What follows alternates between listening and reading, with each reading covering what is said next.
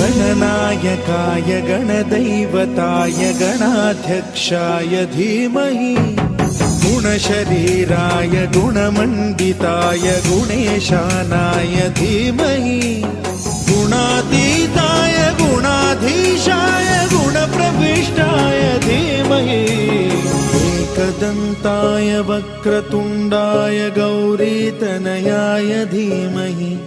गजेशानाय भालचन्द्राय श्रीगणेशाय धीमहि एकदन्ताय वक्रतुण्डाय गौरीतनयाय धीमहि गजेशानाय भालचन्द्राय श्रीगणेशाय धीमहि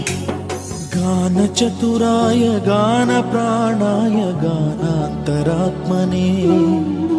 गानोत्सुकाय गानमत्ताय गानोत्सुकमनसे गुरुपूजिताय गुरुदैवताय गुरुकुलस्थायिने गुरुविक्रमाय गुह्यप्रवराय गुरवे गुणगुरवे गुरुदैत्यकलक्षेत्रे गुरुदै